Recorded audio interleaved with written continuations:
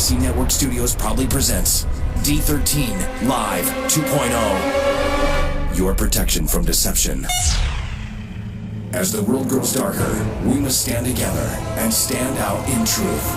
The truth in Jesus Christ. Welcome to D13 Live 2.0.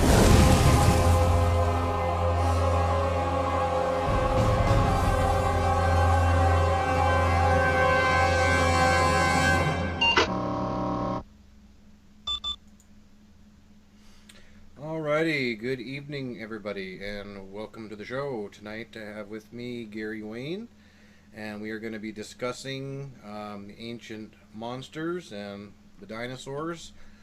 This is kind of going off of the video I did weeks ago about the reality of ancient monsters, so glad to have you with us tonight, Gary. How are you doing? I'm doing very well and very happy to be back with you guys tonight, and looking forward to a very interesting conversation, I think. Absolutely, because I know you were talking to me earlier. You got a chance to watch the video, and just kind of want to get your take on that.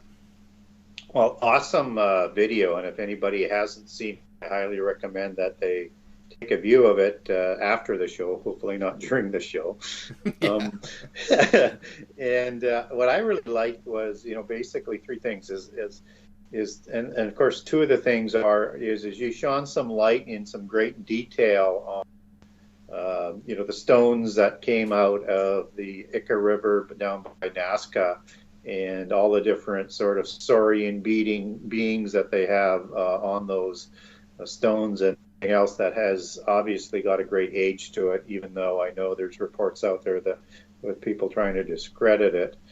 And then the other one was the Canberra clay figurines that are just astonishing. Again, that seems from a couple different ages, but again showing dinosaurs and things. And then the third thing I really liked about what you were doing on that is now you're bringing it back to a Genesis scenario and saying where and how does this fit in, and how do we sort of sift through that and understand it biblically and be comfortable with it. And I really liked that whole approach.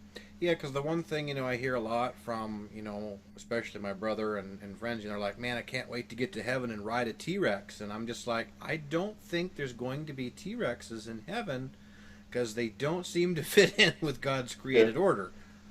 No matter how friendly they might be, if that were to be the case, I can't see myself riding a T-Rex. I'll pass on that. Big time pass on that.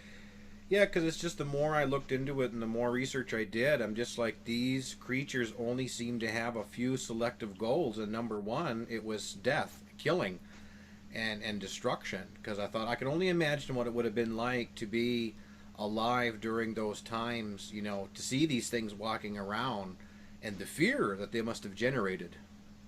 Yeah, I mean, it would be just absolutely horrific.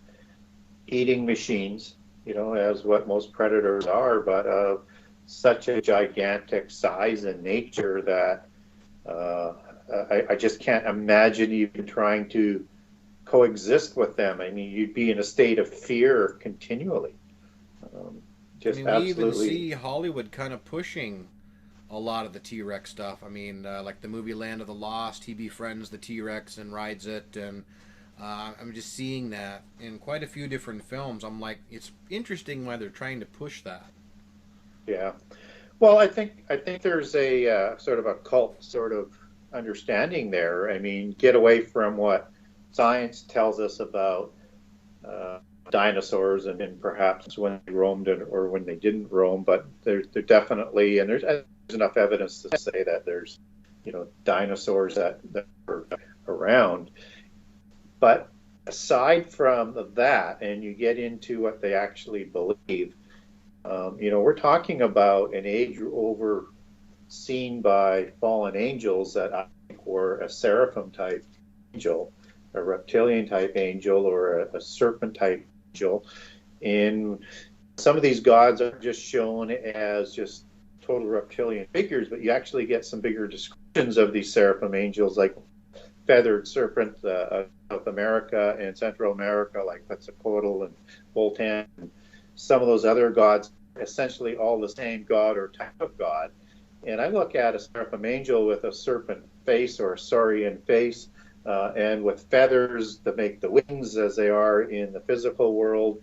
And I see kind of like a preferred kind of species or animal that would have been created kind of after their own arrogance and their own kind of image, right? Yes. I mean, I almost looked at it like it was their pets. Yeah. And those types of animals being created in their image as in direct contrast of humankind gets formed in Genesis in God's image. I think, and I think that is there for a particular reason. And just as when fallen angels, they mate with the Nephilim, they take on the same look in the early creations with that viper looks. Yep. I think that whole ideology and notion of God and angels, perhaps, with angels sinning against creation and creating beings at their own likeness, is something that we should overlook, because I think it's really telling us that, and it gives us more to how we were created and what our image is. Because even on some of the Ica stones, we see depictions of, if we look at the size of some of these dinosaurs, the supposed men riding the dinosaurs couldn't possibly be a normal-sized man. So I started to wonder, this looks like a giant riding atop this dinosaur, using it to kill and eat people. Yeah. I mean, as funny as that sounds, because I know there's some crazy comic books out there, that show Nazis riding dinosaurs with laser beams on their head, but it's like, it's almost a mockery of something that did actually happen, because we have this recorded in history on the Ica stones. Yeah. Yeah. And so are they depicting what they saw, or memories that came down from legends, or are they depicting something that goes further back? We can't tell, but it does make sense to put that in Genesis. There's no doubt about that. Yes, absolutely. And again, I mean, when we look at dinosaurs being created, are they created to be ridden by giants, or are they kind of pets of the gods, as you suggest? Which I guess some of them were demigods, so we may be just I may be splitting hairs on that comment. But yeah, I think they were preferred sort of life form for the seraphim angels, and I think they created a world that was just completely corrupted against the laws of creation. And I think these beings were created illegally. Yeah, because I mean, the thing that stood out to me the most while I was making that documentary was, in Genesis it reads that the world was filled with violence. And I'm like, just picturing, what these dinosaurs' behavior would have been like. And I'm like, yeah, I can see the violence. I can see total out of control bloodlust violence. Yeah. And beyond violence as well. I mean, that's part of the violence. But, when I look at Genesis 6:11 or 6:12, where it talks about how corrupt the earth was, and the whole, everything on the earth, was corrupt and filled with violence. So there's a direct connection there. And corrupted,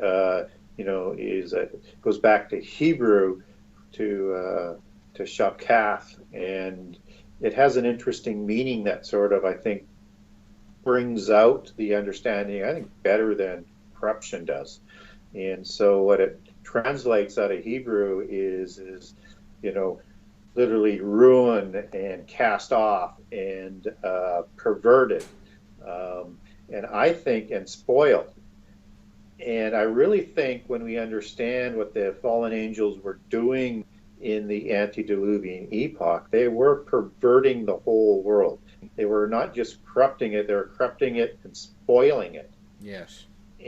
Right? I mean, to the point where, I think God looks down and he says, the whole world is corrupt, and because of that, it's violent, and there's nothing I can do but to start all over, because it's completely spoiled and ruined. Mm-hmm. Like here we have a great question from Marble Water in the chat. It says, were all of the angels that corrupted pre-flood seraphim or a mixture of different types of angels? Well, I would say that there's a mix of angels. I would say the seraphim are sort of the ruling class, or the highest order. And in Isaiah 6, we understand them as being around the throne of God and having 6 wings. So they're right up there with cherubim. And Satan seems to be both seraphim because he's a dragon and a serpent, and also called a cherub if we apply Ezekiel to Satan. So this is a very, very high order, but I don't think it's all of the angels. And the reason why I say that is if we go to Revelation, we understand that there was 100 million angels that were created, or at least that we're told about. Mm-hmm. And then later on in Revelations, we're told that there's a war in heaven, and a third of them are sent down to the earth. And so I kind of understand that whole idea that there's like 33 million angels, and not all of them are probably going to be seraphim, because there's going to be several different orders and classes of angels. The Bible is clear on that. There's thrones, dominions, princes, powers. There's a whole bunch of different kinds. Yeah. And so what we don't know is how many are in each sort of designation or role, but they all had and were created for specific purposes.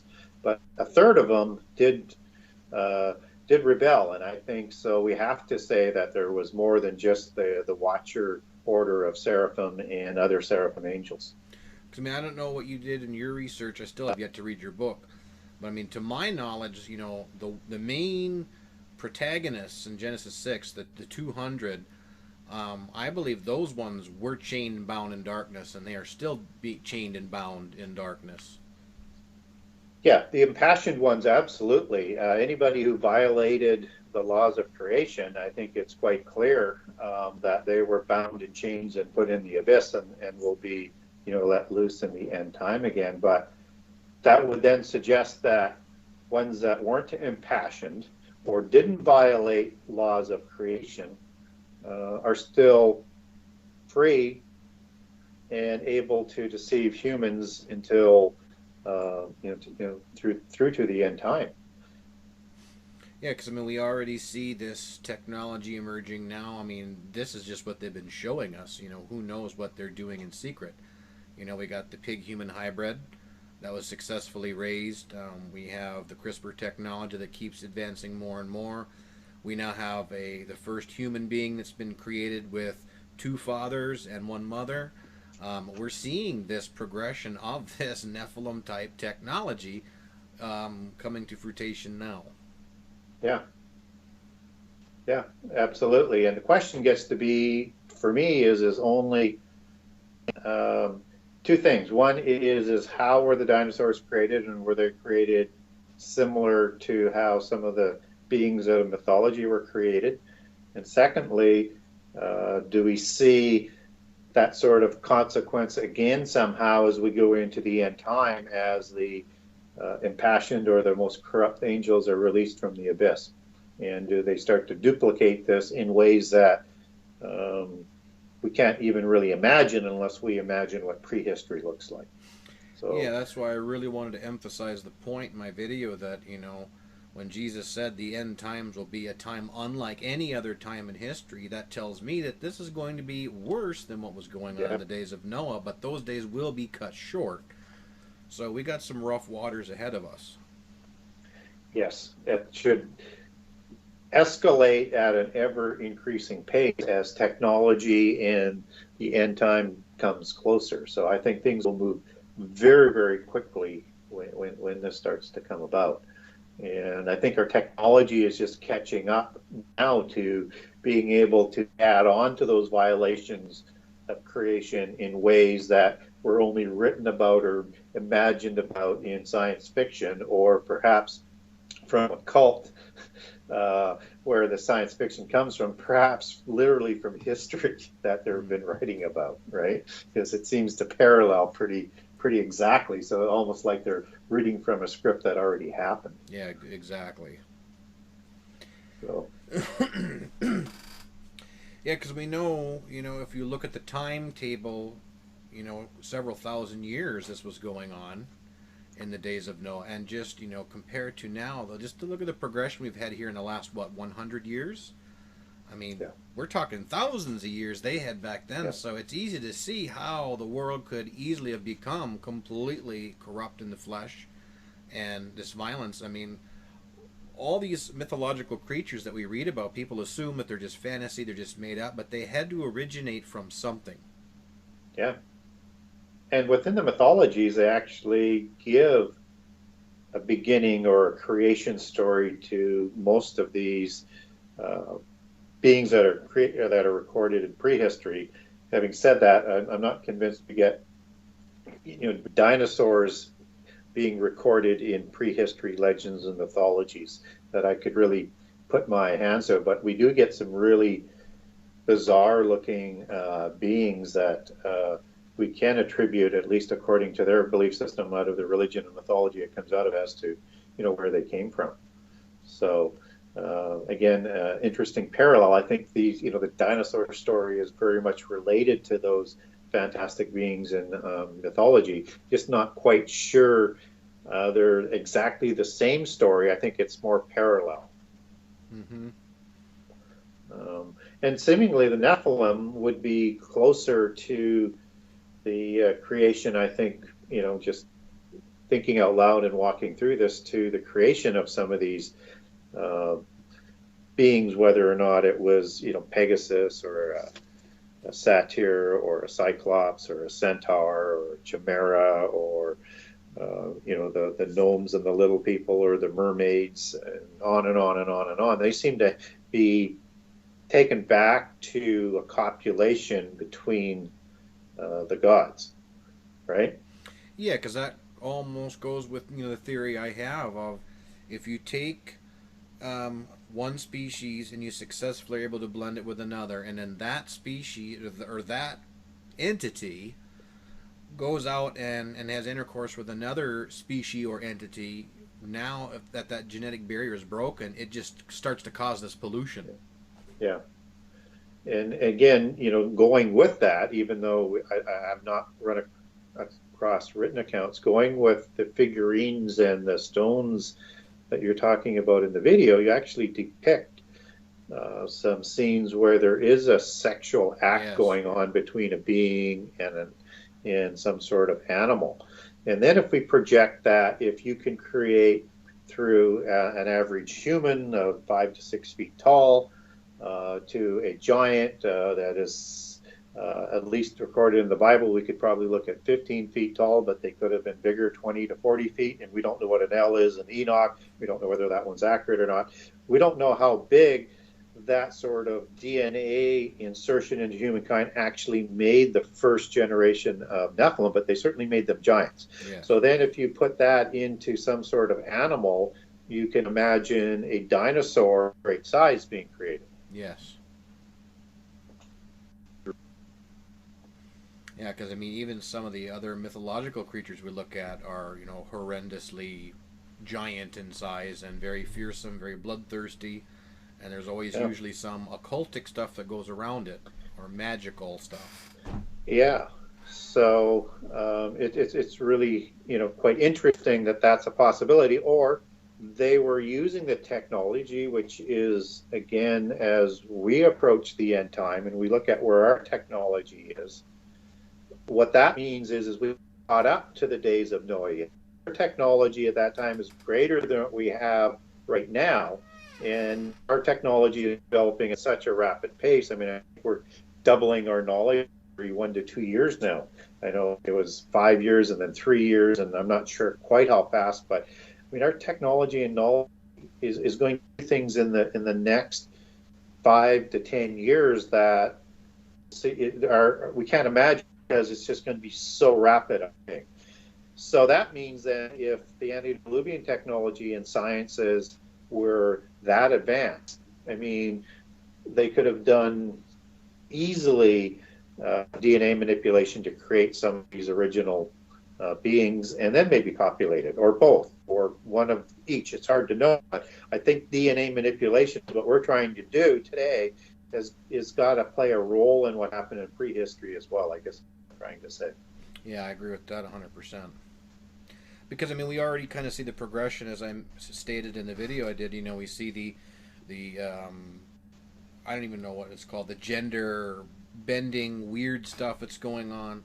That we need to accept these people, that it's all okay to be whatever you want. A man and a woman can be, flip their sexes upside down, whatever. And it's like, I see that as a progression towards the future exception into society of a hybrid entity, a hybrid person. Yeah. And we see more and more sort of visualizations of the sort of feminized goat god, right? Yeah. And I wonder whether or not that has a relationship there, where there was that going on. I mean, it was homosexuality.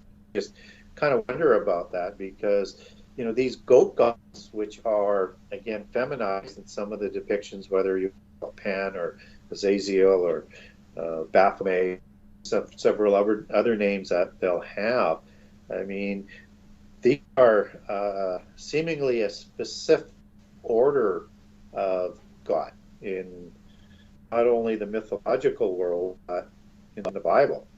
And there's a number of laws that the Israelites were given, and one of them was in 17:7 not to do sacrifices to goat idols, and or demons, as some translations might have. But if you take that back into Hebrew, I mean, it was a he-goat, it was a hairy goat, or a satyr and demon. So I think there's a specific relationship to these laws that God had made for the Israelites that included, like Leviticus 18, about having sex with beasts, I think it comes up in Deuteronomy 27 as well. Yep. And also in Leviticus, these laws are kind of surrounded sacrifice to goat idols with, do not drink blood, which was another sort of Nephilim absolutely ideology. And so, and don't cut your body and tattoo your body, because I think that was a significant sort of aspect of the ritual and religion of the Nephilim, and not to practice divination and sorcery. And sorcery, at least in the Greek version, comes down as drug, things like that, prescription, right? Pharmacacia. Even though that this is in Hebrew, but if I were to transliterate that into Greek. So I think those laws that are sort of grouped in Leviticus for the Israelites are to ensure that they don't corrupt themselves, as was done in the antediluvian world, and to prevent, or at least slow down, the aspect of those sins returning. Because Israel's created to be a pure nation, a priest to deliver the Messiah. So it makes sense that you wouldn't want that antediluvian corruption as part of that Israelite line. Yep. Yeah, because it was always, my firm understanding that, some of the reasons why this corruption was going on in the days of Noah was to try to prevent the coming of the Messiah through the bloodlines, which some people scoff at. But, it makes perfect sense to me. The prophecy was given right off the bat in Genesis. As soon as Adam and Eve were booted out of the garden, that prophecy was right there. The enmity between the two seeds. Yeah. And 3:15, then, and then we see right away we got Genesis 6. We got this corruption beginning and eventually just flooding over the whole earth until the actual flood came to, destroy it all. Yeah, and specifically the serpent seed again, which goes back to Seraphim, right? Mm-hmm. So it has to be some sort of offspring or creation of the Seraphim angels. And I, like you, believe that part of the Genesis 6 story, as opposed to serpent seed through Cain theory. Yes. And so, and there's no need to have Cain written in that way, and it's hard to arrive at that biblically unless you go to outside sources, which again you shouldn't rely on, right? So you can use it as context or possibility, but I can't 100% say that there's anything in Genesis that would tell me that Cain was the son of the angels. But I will say this though is anytime I look at scripture that people put forward to me, say, well, here's what it says and why it is that way, is they take it from a literal understanding into an allegorical understanding, which is completely separate from the narrative that quote that they're using is used in. And so what I mean by that is just, let's say in the main one is where they use, eating from the tree of good and evil. I'm sorry to get on this tangent, but I thought I better explain myself. Where they take that eating of that tree as eating of the fruit of the tree as a possible alternative meaning of seduction, right? Mm-hmm. Is the rest Holy of the narrative seduced, they call it. Yeah. Trouble is the rest of the narrative there says, it was clearly a fruit good for eating. Yes. Nothing about sex, and also and for gaining knowledge of good and evil. Again, nothing to do with sex. So the only way you can do that is, arrive at a sexual connotation is plug that into a small piece of the narrative, apply it with the alternative meaning that's disconnected to the rest of the narrative. Mm-hmm. And there's nothing else. Check the words going back, whether or not it's the knowledge of good and evil or good for food. None of that you can take back and find a sexual connotation or alternative meaning to. Yeah, because otherwise we have a problem, which, is where God says, now man has become like one of us to know good and evil. I'm like, mm-hmm. So now if we have the sexual connotation here, that makes absolutely no sense, what God's saying there. Yeah, exactly. Unless you're, again, like you're saying that the whole idea of the tree of knowledge of good and evil is about learning about sex. But again, there's nothing to base that on. And how would that come to some sort of level of greatness or godhood? And in heaven, they don't need to have partners and they don't need to have sex because they're immortal. Makes no sense. Yep. But I digress. Sorry. That's fine. So I think that whole ideology of that serpent ideology comes down through Genesis 6. And the laws that get coming out of for Israel in the post-Diluvian epoch are designed to protect and keep the purity of the Israelite stock for the Messiah, which was trying to be subjugated humans or corrupted or destroyed from the face of the earth so that we can't be raised above humans in the future world. So that's always going on here and continues right through to the end time. So again, if you have that understanding, then all of this is going to be part of the end time again. Yes, because when we look at the Genesis 6 serpent seed, which I have to say that every time I say serpent seed now because of this very issue, but yeah, the Genesis 6 serpent seed, as I was researching, the Mayan and the Aztec cultures, we see a super, super heavy influence of the serpents and snakes and dragons all throughout their culture. Yeah. Every culture. Yes. Around the world. India, same thing. China, same thing. Dragons and serpents are their gods. They're mm-hmm. creation gods, just as you have the Olympian gods portrayed as serpents. That's right. This is a constant in all of polytheist religions and mythologies around the world. And wherever you have pyramids, you got dragons and serpents and those types of gods. So you have the demigods, you have the kings and the gods, and this serpent and dragon imagery is just burgeons in all of these different societies. And unless you have an understanding of who the seraphim is, what they look like, there's a disconnect there, right? Mm-hmm. But when you understand that, Isaiah 6 talks about these seraphim angels, and if you go back to understanding what they want to look like, other than Revelation 12 with Satan, where he's called a serpent snake, you go back to Numbers 21, and this is the story about the venomous snakes in the desert.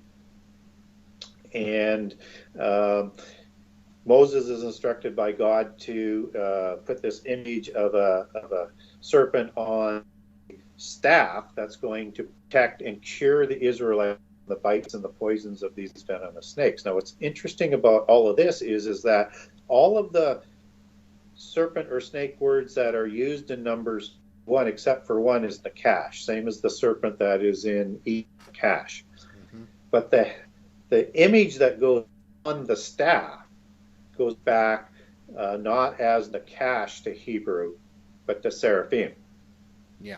So you get the understanding then that a seraphim looks like a snake, right? And is a serpent. And then you have the allegory out of Revelation. And there are many Gnostic Gospels, not that you want to rely on those by any stretch of the imagination, will give descriptions of the watchers and the seraphim angels as serpent-like, viper-like beings. And we have all this other gods around the world. And we do have, like I say, those verses where we can rely on in Scripture to say, hey, now that adds up. That makes sense. That's what they look like. And then that makes why we have all of this snake imagery that dominates, not only animals, but the royal kingdoms and worship, and just is unaccountable otherwise. Mm-hmm. Yeah, because I had to do some deep digging, on Google Images and various other websites trying to find some of the Egyptian depictions. I found many of these outright creepy depictions of these serpents with an erect phallus, like they were standing before a throne, like they were offering something. And I'm like, you don't see this on Discovery Channel. No. And they don't like to show the if I can remember how to say it, pronounce Ogdoad gods on the reliefs and inscriptions. I've put out a few posts on them over the last year or so. These were definitely serpent gods. Oh, yes. There's no doubt about it. And then you have that serpent connection with Enki in Sumeria. That's right. I mean, he was known as the serpent god. And Enki stands for earth, which is Ki, and En as his Lord. This is the serpent god that's Lord of the earth. And he's the rival to Enlil, as they like to discuss him in Sumerian mythology, which they say is the god of the Bible. But that's typical occult sort of dualism, where they degrade God in a manner to lower him to the same power of Satan, so that they can sell their dualistic good versus evil religion, that they actually have a chance to win. Yes, because another thing too that I've always been fascinated in researching, is the Anunnaki, because we see them talked about so heavily, especially on the Ancient Alien show. They're always talking about Anunnaki this, Anunnaki that, trying to basically pin them as, they're the real creators, they're the ones that put us here, they're the ones that bred mankind to be a workforce. And with the research I've been doing, when I look at the Anunnaki, I believe these were literal physical beings that were here, that were extremely, unbelievably intelligent, that were worshipped by people as gods. And it was just, it's just stunning to think that, these were worshipped deities that were destroyed. Well, if you get into the detail of the Anunnaki, you've got the Anunnaki from heaven, so gods like Enlil, and then you have the Anunnaki, some versions will call them Igigi, of the earth, and these are the demigods. So they tend to be the Nephilim demigods in Sumerian mythology, and they were the lords, and they were all crowned by the gods of heaven at Nippur. So this is, again, just another Nephilim story that's told from a Sumerian polytheist perspective, just as Titans are the same type of being as Nephilim told from the Greek religion and mythology. And what's interesting, I was just going to say, just what's interesting concerning Enki, to kind of connect this a little bit more, he is depicted as a horned serpent in his glyph. Ah. Right? And he was also, the god of wisdom in Sumerian. So again, bringing knowledge, forbidden knowledge to humankind and helping civilize them. Lisa in the chat has a question for you. She wants to know if you know who Joseph Campbell was. She said he did a lot of research into mystical heroism from other cultures. Yeah, no, not familiar with him, but sounds very interesting. Right up my, so to speak. Yeah, I haven't Yeah, heard of no. him either. Yeah. And then what's also interesting about Enki as being that serpent god is that he was known in Hebrew mythology, as in a seraphic form, and they believe that Enki is Samael, as they would call him in the Talmud and in Jewish legends, certainly as recorded by Louis Ginsburg. And what's interesting about that is they believe Samael was the name of Satan in his seraphic form.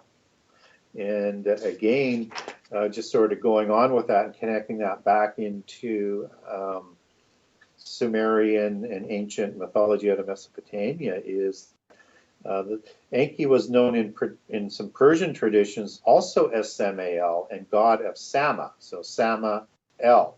And of course, Sama was in northern Mesopotamia, and that Enki was the lord of Sama. So all things tend to point back to that. And then also in that Persian tradition where Zoroastrianism comes out of, Enki and Samael is called Ormazd, meaning serpent of the night. And Ormazd was another name for the high god of Zoroastrian, which was Zarathustra, and also known as Ahura Mazda, which again, Mazda goes back to that bloodline of kings. So all of this thing just keeps, rotating around and around and around with this saurian, reptilian, seraphim image, and it doesn't matter where you go. I just did one little thing in one of the ancient civilizations. Yes. I was just looking up something here in Ezekiel. And also in that pantheon, sorry to interrupt, I meant to say it a little bit sooner, is Enki and Enlil are like also offspring of Anu, which Anunnaki comes from. Oh, okay.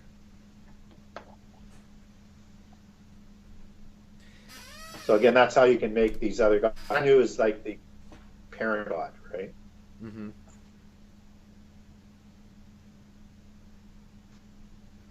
You might also know that as the life force of the universe. What were you going to say about Ezekiel? Oh, I was just looking up something quick in Ezekiel. There's always the one verse that popped out to me was Ezekiel 28:16. This is God speaking about Lucifer here, or Satan. He says, "By the multitude of thy merchandise, they have filled the midst of thee with violence, and thou hast sinned. Therefore I will cast thee as profane out of the mountain of God, and I will destroy thee, O covering cherub, from the midst of the stones of fire." I was doing some research about that today. This merchandise that mentions there, and I was going through an interesting conclusion, like, what is this merchandise that is being discussed in this verse? It's almost like, is this speaking of, that Satan makes merchandise of secret knowledge to men? Yeah. Yeah, so many connections in there, as well as the violence and the corruption, which is again almost a connection back to Genesis as well. Mm-hmm. So, and again, we're talking about a prehistoric being, so those things should come back and forth before and after the flood. Yep, absolutely. Throw a little more support about what your video talks about in terms of copulation, forming some beings, whether or not it's the dinosaurs. I'll use mythology because I'm not a dinosaur expert. But if you look at some of the fabulous beings out of Greek, which is really good, I can throw out a couple other ones too from other areas. But centaurs were half man and half horse, right? Yes. And in Greek mythology, that was a union between Ixion and a cloud, whereas Zeus created this cloud in the image of Hera, or a goddess, that Ixion had sex with. So I don't know what the cloud has to do with it, whether or not there's that's a DNA manipulation, but clearly sex is involved too. And out of all of that comes centaurs. Mm-hmm. right? And Cyclops, that single-eyed giant, which was considered a brother or a sibling of the Titans, and they were created in the same way as Titans through Uranus and Gaia were the parents, right? Yep. With Gaia being Mother Earth, and in the allegory, as they take that back, those were human females. And you have also Gaia and Uranus producing these 100-handed ones. I'm going to try and get this out. Hecatocherys, something to that effect. I struggle with some of these ancient names. Yeah. And you also have a Pegasus, that's a winged horse. Yeah. Or winged stallion. That's a pretty famous one. The horse of the horse god of Poseidon, and that was created, which is really bizarre. And there's 2 or 3 different versions, but there's some similarities. You have like a mingling of Medusa's blood. Of course, Medusa is that god or being that has serpents for hair, right? And if you look upon her, you turn to stone, right? That I think was Perseus was out to kill. And also, this blood somehow is helped by Poseidon to create the Pegasus. And what a lot of people seem to think on that is there's another side story that is being referred to with that suggests that Kronos had rebelled, and he cut off the testicles of Uranus and threw them into the ocean, which somehow with the blood or with Medusa, or the blood of Medusa, Poseidon mixed and helped to create the Pegasus. So it has a really bizarre creation story. That is strange. Yeah. And then you have the little people that are created, right? And in Greek mythology, you have the Nereids that are the daughter of Nereus, a male god, and a female named Doris. And Doris is an aunt to Atlas. So again, Atlas is one of the Titans and the offspring of Poseidon and Clymene, right? And out of these Nereids, Pericles will call some of these little people gnomes.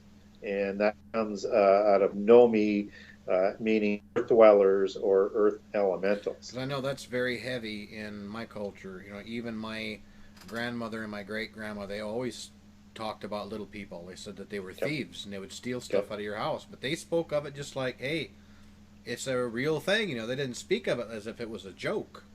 Yeah. Well, and again, little people are in basically all cultures, whether or not it's a Native American, or it's in European, or it's in Southeast Asia. There's always 3 different classifications of them, and gnome is one of those classifications.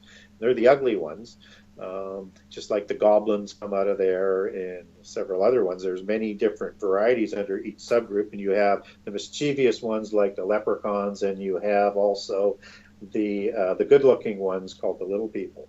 Good-looking ones like as in Tinkerbell, right? Mm-hmm. And what's interesting again, though, as we dig deeper into this gnome or little people classification and creation of Nereus and Doris, is it's connected to mermaids, right? And so the mermaids are the offspring of, in the Roman mythology, which is essentially the same as Greek mythology of Phorcys, and that's the Greek Nereus, right? And so, of course, mermaids, and of course there were mermen as well, they're also the offspring of Nereus and Doris, right? And so, and Nereids in Greek mythology are small ones. So you have different classifications even within these Nereids that are coming out of this god and seemingly human female. And what's interesting about that is that mermaids are also called sirens or sirenes, S-I-R-E-N-S. And they are very interesting because, again, this part's not, well, none of this is biblical, but moving to Enoch 19, the first book of Enoch, it says in there that the females that copulated to create the Nephilim, all of those women, they died, right? But because they created a crime against creation, these became the sirens to lead men to worship demons as gods. And as we talked about later, goat gods, right? As in Pan. And of course, Peter Pan is significantly related to fairies and little people, right? All of this just keeps going around and around and around. Yes, it does. A little bit off topic, but not really. Was an interesting post someone had put in the Facebook group. I don't know if you got a chance to see it, but it was titled "The Fallen Angel Craters."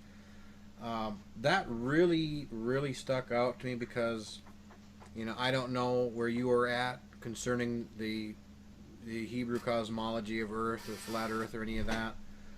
But when I look at a lot of these craters that we see around the Earth, they're whatever hit the Earth had to come straight down, because we don't see any sideways skid marks or things like that. And I've always wondered, because most scientists date these ancient craters, around the age of dinosaurs or whatever, and I've always been curious as to know what your take is on a lot of these enormous craters that we see around the world. Yeah, I haven't really spent any time about the craters. I'm not really ready to comment on that at all. Haven't studied, and so you're right. It makes you wonder if something's going to hit, why doesn't it skid? Why does it just go down? Yeah. Right? That makes perfect sense. So, what's the common sort of theory on what's causing the craters if it's not a meteorite or an asteroid?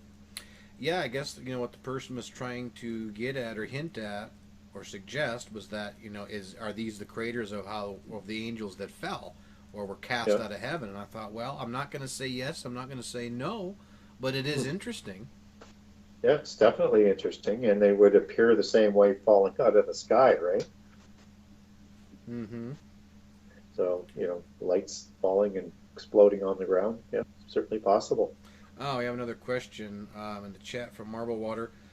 How do all these Mediterranean myths tie into Crete, where supposedly the Philistines originated from? Goliath, of course, being a Philistine. Yeah. So two things is that the Philistines seem to be a people that mix in with some other sort of original nation that's on Crete, and they all seem to have like an Aryan or a Nephilim sort of hybrid mixing while they're still there. And then when they move over to the land of the Covenant in around 14 to 1500 BC, just before the Israelites arrive, this is the most powerful people of that time, and they come over with weapons of iron, and they control the iron technology and industry, and that's how they're able to destroy the Hittites and how they were able to back off the Egyptian Empire and to seize the land and move in with the Abim, which is another race of giants, which makes some sense if they have some sort of connection back to another branch of giant. And so they actually control the iron industry, even to the point with the Israelites. I mean, they wouldn't sell them iron even to make plowshares and stuff because they're afraid they're going to make it into weapons. And not till afterwards did places like the Hittites start to be able to smelt iron themselves, and other people start to make their own weapons. And that's why they were so powerful. But they are a mysterious group that sort of come out of before they go to Crete. They're in Egypt, and I think the Egyptian word for them was PRST, as they called them. Not sure how they pronounced that, but that's sort of the root word for the Philistines as they come down to be known in the area of Philistia. But also in the Bible, I mean, they're not known as Philistines until after they get uh, to the covenant land. And we also know that the Philistines, they descend out of the Table of Nations, so they have to be some sort of hybrid if they had some Nephilim blood in them when they go to the land of the covenant. That's why I said I think they must have mixed somewhere in Crete. But they bring this technology with them, and it's an unknown technology. And I know history will say iron wasn't known at that point in time, but clearly, and I'll point it out in as I talk about the Philistines in my book, I'll give a little bit of chronology and history about the Philistines and iron in there. So, not sure whether I answered the question. About the iron in that, because I was just doing a lot of research here last week. I watched a couple different videos about Tubal-Cain and the mention in the scripture of him being a metal worker, and why the Freemasons are absolutely obsessed with Tubal-Cain. Yep. And what was interesting was one of the parts on there, it showed the, I think they called it the million-year-old bell or whatever it was. There was a bell, a brass bell, that was found in a coal deposit hundreds of feet under the ground, that supposedly was taken from a layer of coal that is supposed to be like 300 million years old or something absolutely ridiculous.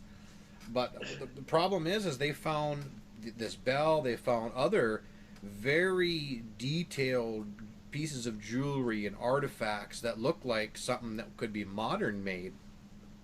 Right. But the interesting thing about the bell that was found is it's a pagan bell. It has a feminine deity on the handle.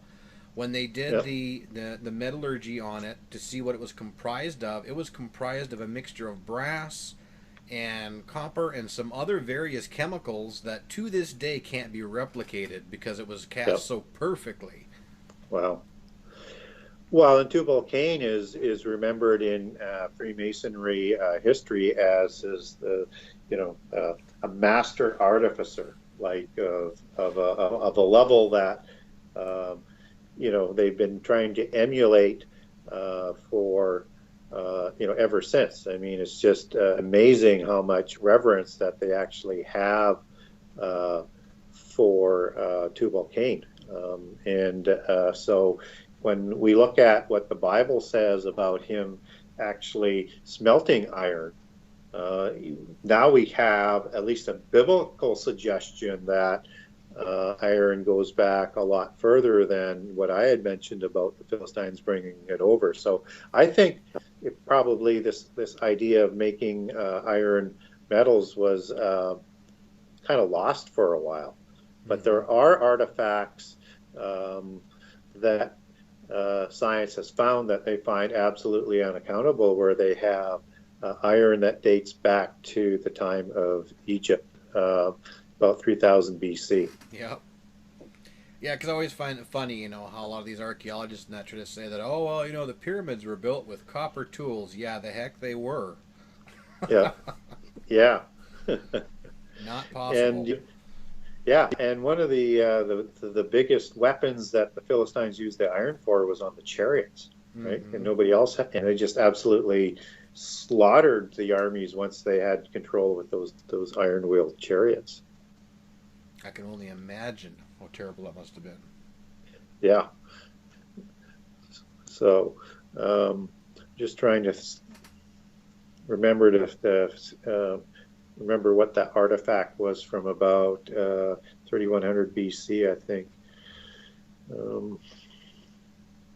They called it, as I recall, like, a metal from heaven. So, and I understand that was when they say that, that's knowledge that would have come down from heaven to these iron weapons.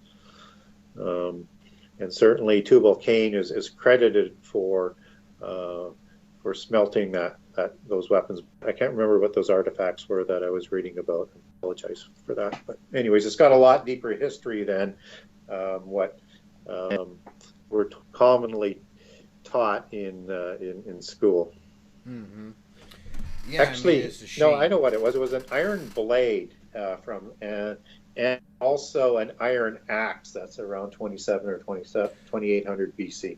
There was another interesting artifact that is very limited to being discussed. You can look it up online, but it was Tutankhamun's dagger that was in his tomb. The dagger was somehow forged and made from a very rare meteorite metal, which the scientists couldn't figure out how on earth they were able to get a fire hot enough to forge that material. Yeah. Yeah. Yeah. Again, we're led to believe that they didn't have this knowledge or technology. And again, as I mentioned earlier, I firmly believe that the technology that they had, and especially as they approached the time of the flood, was a technology that was just mind-bogglingly high. Mm-hmm. And so I get it in before I forget about it. When we look at all of this corruption and copulation of creating beings like Nephilim or these other fantastic beings, or possibly even to create dinosaurs, and we understand that not only was there a rebellion of the fallen angels, but there's seemingly they've done something that isn't going to be forgiven. There's not going to be grace provided for them. Yeah, they're done, pretty much set in stone, judgment done for them. Yeah, and typically, if you accept Jesus and God through faith, I mean that every sin is forgiven, right? Yep. So I think this has a tie-in then to what Matthew was talking about, was sins against the Holy Spirit, that those sins are forgiven. Everything else is forgiven except if you sin against the Holy Spirit. Mm-hmm. And I wonder whether or not that violation against creation, because the Holy Spirit is essentially life, right? Life Yep. of the Spirit. And that's Matthew 12:32 is what I'm referring to. I wonder whether or not that's the crime by violating the laws of creation in such abominable ways, that why they're not going to be forgiven. I'm certainly not going to hang my hat on that as doctrine, but it's just kind of crosses my mind is if they did turn from their ways, why wouldn't they be forgiven? Mm-hmm. Just a thought. I'm not sure what you think about that. Yeah, I find it interesting, and it kind of does make some sense. Have you ever seen the movie called Splice? No, I haven't. That's a very interesting movie. If you should watch it if you get a chance. But basically, that's what happens in that movie. These two scientists, they decide that they're going to prove that they can mix a human with animal genetics to see what if they can create this super being, and they end up succeeding. But they have to keep their experiment secret from the corporation they're working from, so they end up kind of doing their own logging and everything. And this creature is birthed in an artificial womb. They raise it. It goes from this really ugly, gross-looking serpentine type thing into a very beautiful, feminine-looking creature. But what's creepy in the movie is how this creature's violent behavior just gets more and more apparent. I mean, it has no cares for human beings or animals. All it wants to do is kill. And towards the end of the movie, this thing turns itself from female into male and essentially rapes the female scientists, and the movie ends with showing her pregnant. And I was just, literally my jaw was on the desk the first time I saw this movie, because I'm just like, wow, what are they showing here? Yeah. They call that splice. That was, I guess, through DNA manipulation. Yep. They were using the computers and splicing and different things together. Yeah. Yeah. It was human mixed with like 5 or 6 different species of animals. Wow. Again, when we have that law in Leviticus 19 not to mate different kinds of animals, right? Mm-hmm. And I would take that then to mix DNA, right? Because it's still, a violation against creation, whether or not it's copulation or through DNA manipulation. And, and that's such a strong law in Leviticus 19, because not only are you not to mate different kinds of animals, but you're not even permitted to plant 2 types of seeds in a field, mm-hmm. right? Yeah. You're not even permitted to weave 2 different kinds of material together for clothing. Mm-hmm. So it's almost like we see that example everywhere. Don't do that. and humans are such good listeners, right? We follow instructions so very well. So yeah, I think that's again, that's why I think that DNA manipulation and transhumanism is all part of this greater Nephilim concept, as I like to talk about it, that happened in the antediluvian epoch. That again is going to happen in the end time, and we're starting to see that. Because I think that's what a lot of people don't grasp fully is, things happen slow over time, so you think more and more gets accepted. I mean, now homosexuality is accepted. It's accepted in most churches. It's accepted by most Christians. Divorce is fully accepted. Yeah. We see a lot of these things that used to be very stern rules that you would follow, to now where it's like, oh, it's okay to live together without being married. There's nothing really wrong with that. We see this progression, and I'm seeing this in the scientific community now. They're pushing the bar more and more and more with this genetic engineering, and I thought now they're heavily into the realm where this is going to start stirring God's wrath and anger. Yeah, yeah, yeah. I think so. I can't get that passage of Jasher out of my mind that clearly states, they taught the mixing of one species with another in order to therewith provoke the Lord. Yeah. Yeah. Because again, we have that other warning in Scripture too, that says, woe to those that seek the day of the Lord. Yeah. And again, I think, as I make clear as I do broadcast, is that the other side, the spurious side, the polytheists and the Freemasons and all of the ones working with Satan, they want this rendezvous with destiny. Mm-hmm. It just won't happen until God permits it at the ordained time. But they want to bring this about. They want to bring about this showdown. Well, we actually see that throughout history. That's what I'll tell people, especially if we take a look at the Third Reich and Adolf Hitler. That right there, they were trying to get that same stuff. You got the sudden burst of weaponry technology. You have slaughter of people on a mass scale. You have, the military superpower, the trying to overtake of the world, and it's like, Hitler was a antichrist, very clearly. You have a Reich Church that is pan-Aryan and usurps certain aspects of the Bible, including Jesus as a blonde, blue-haired prophet, but not necessarily a Messiah, and certainly not in deity status at the Reich Church. So you have that universal religion that is going to have two horns like a lamb and speak like a dragon. I think to underline your point, I think the whole Nazi scenario is so analogous to what's going to be so similar to what the end time is going to be like. Yes. Except it's going to be fully played out. Well, I mean, I was shocked to find out they don't even teach stuff about Nazi Germany in the schools anymore. They don't teach about the Holocaust. It's just kind of dying out. Most people don't even know who Adolf Hitler even is anymore, which is pretty scary. Yeah.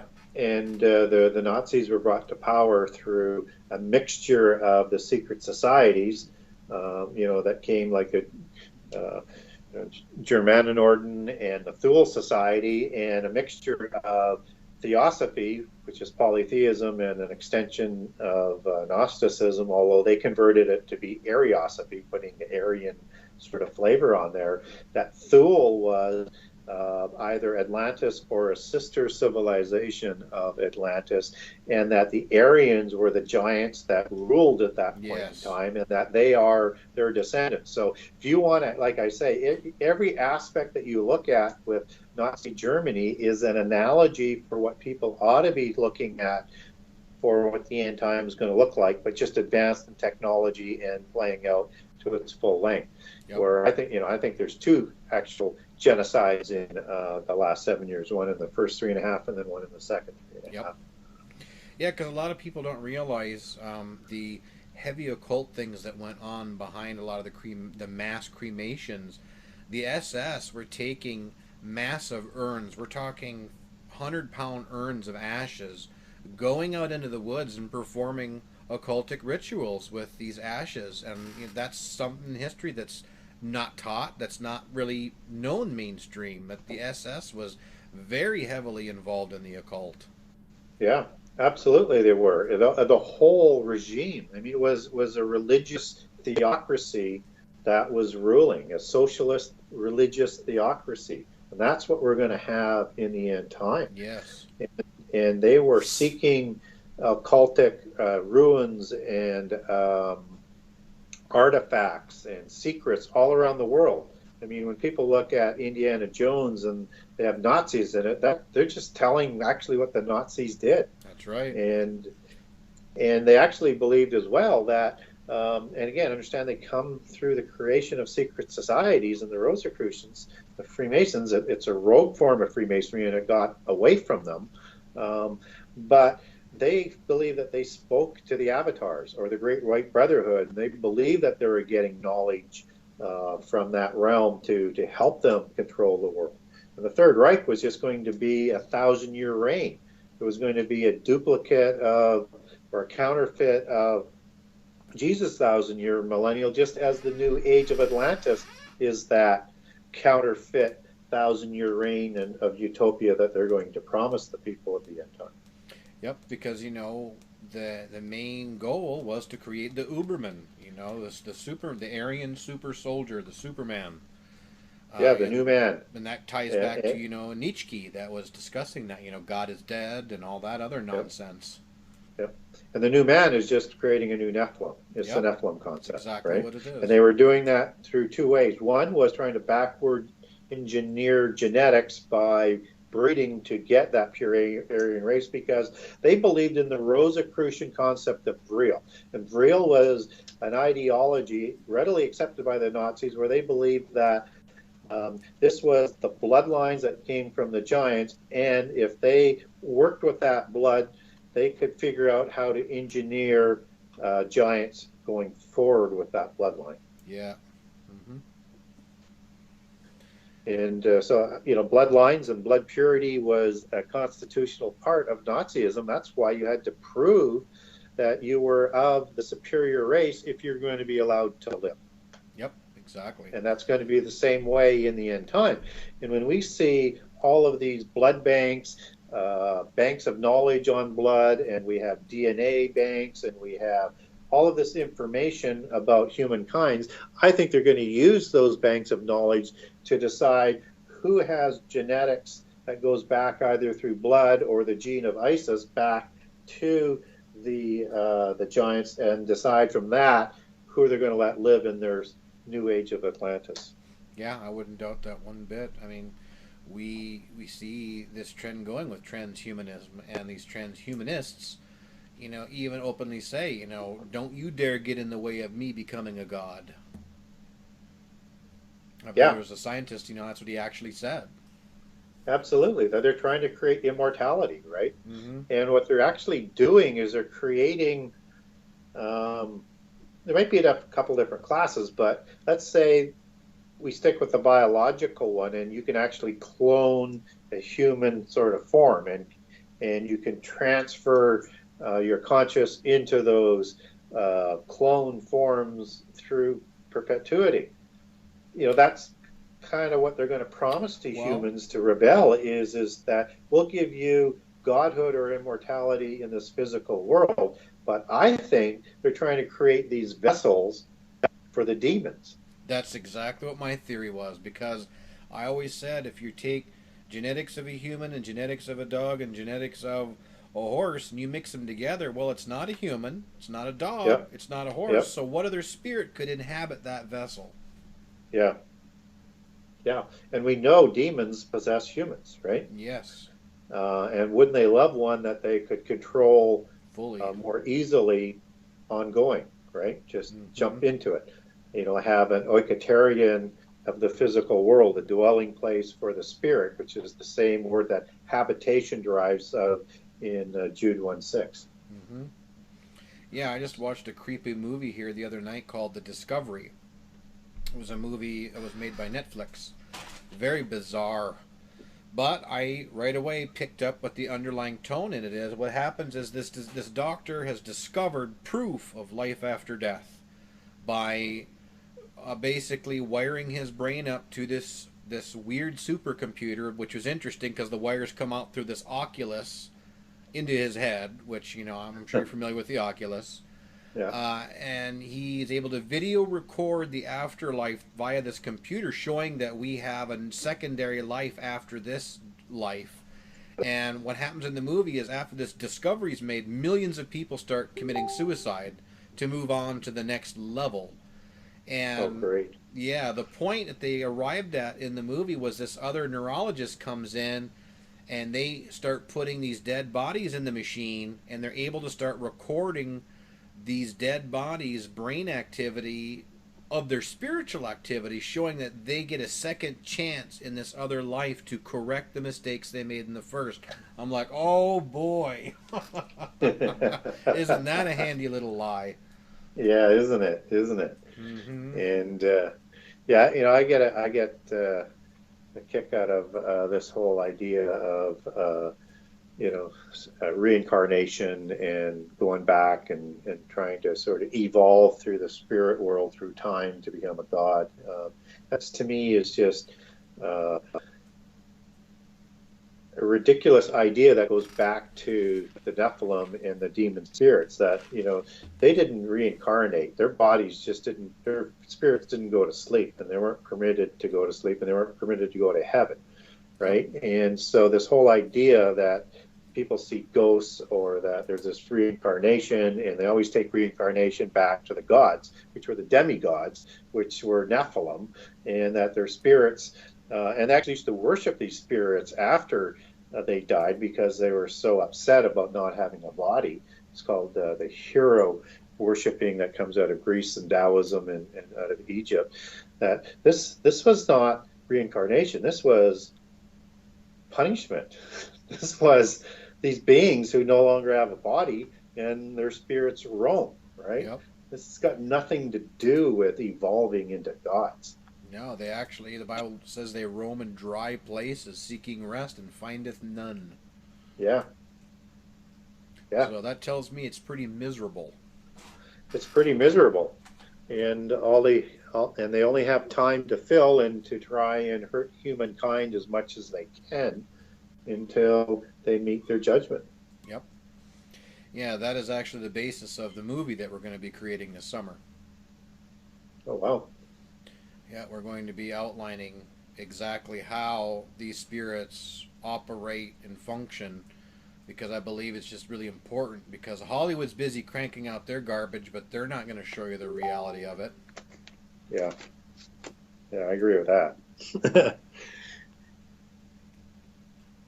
But we're going to actually be filming on a location directly by Nephilim Mounds over in Montana. By what? By Nephilim Mounds? Yes. Yeah. Tell me a little bit more about that. It was a discovery. It was made back in 1890, around there. They dug up some mounds over by the Missoula area. And inside this mound, they found several 9-foot skeletons buried with very small female skeletons. But the creepiest part was they found a skeleton of a wolf in there that was the size of a horse. Wow. And they said it was not your average wolf. So that again tells me something that's Nephilim. That was a pet, obviously. Yeah. Huh. Yeah, it's amazing how many of these discoveries they never go reported in mainstream media or into schools. They're just filed away and ignored because they don't fit the set narrative that they want to brainwash people with. Yep, exactly. Yeah. And again, what I find interesting about so much of the giants that have discoveries that were made in terms of skeletons and that in North America is that they had red hair. Yeah, I mean, of course you can't see this, Gary, but in my hands here, this is the skull of an average wolf. This is the normal size. And the one that was found in Montana was 10 times this size. So about the size of my entire body was the size of this hybrid wolf skull. So I can only imagine, how extremely spooky that would be to see a wolf, the size of a horse. Yeah.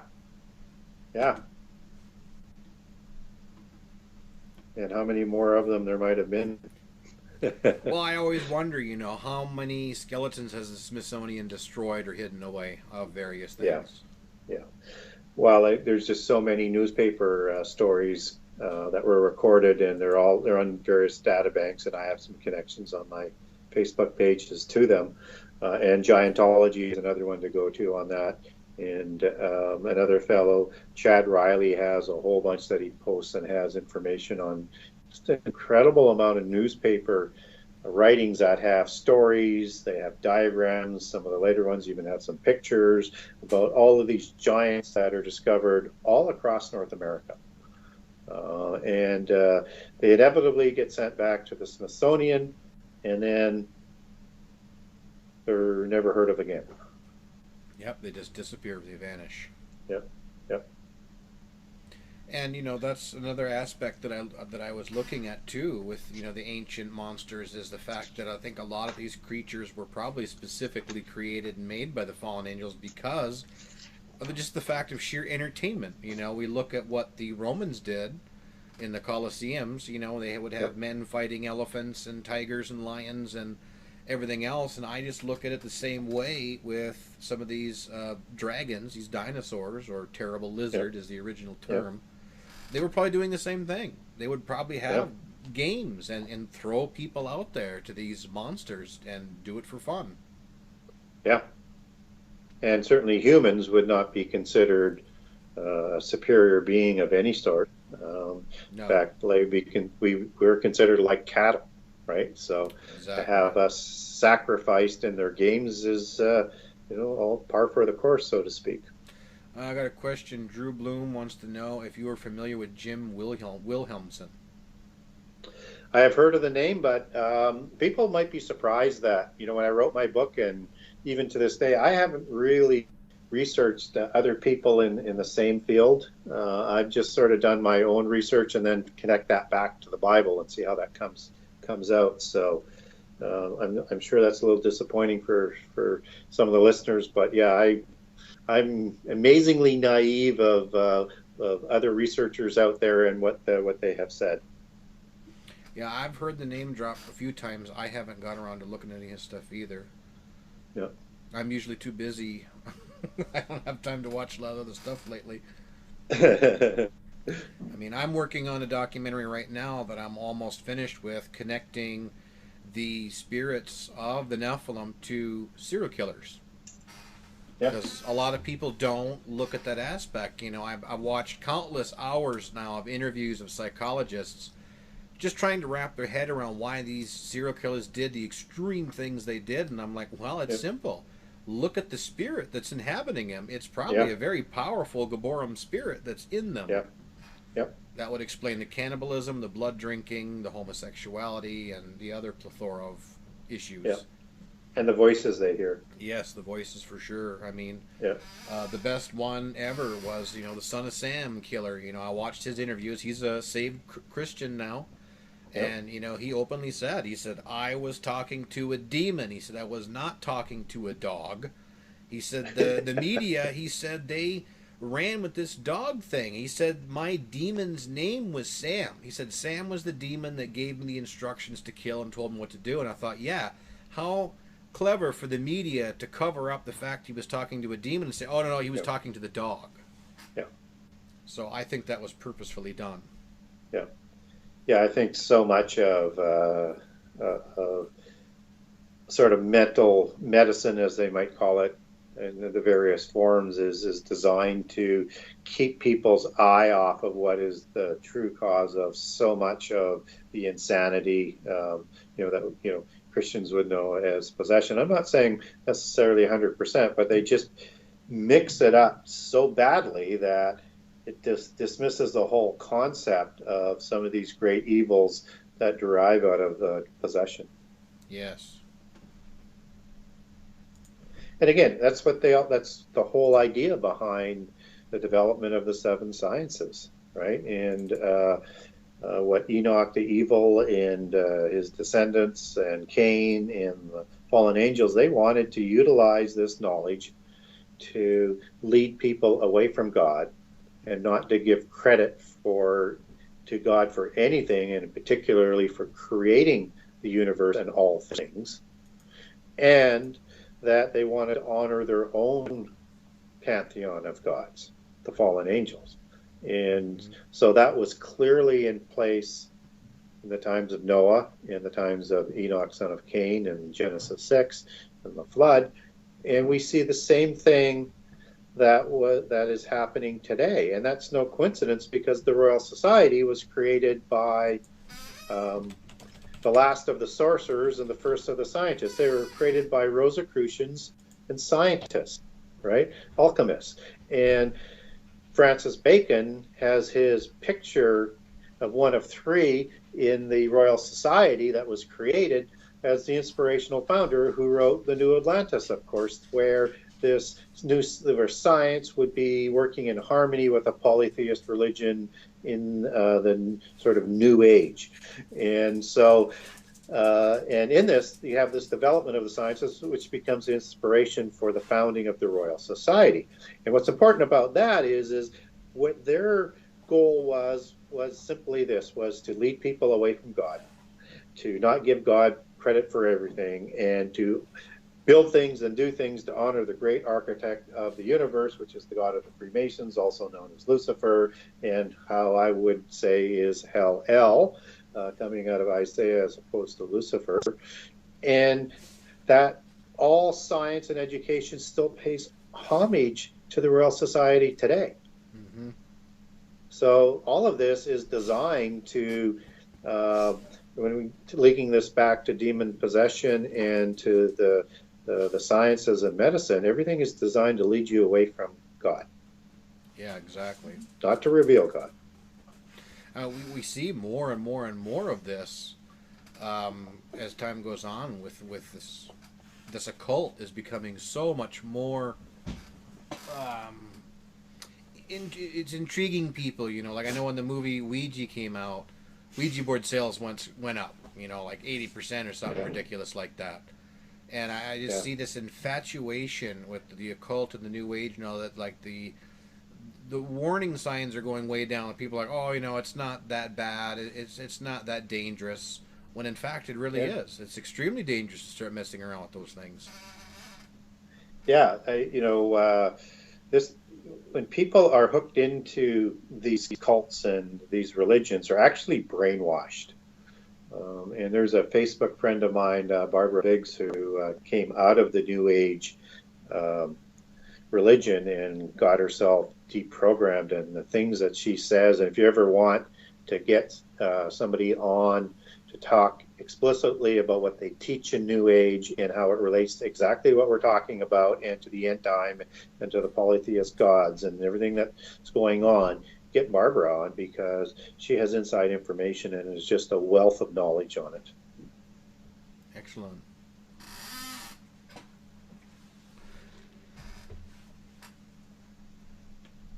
Someone had a question here.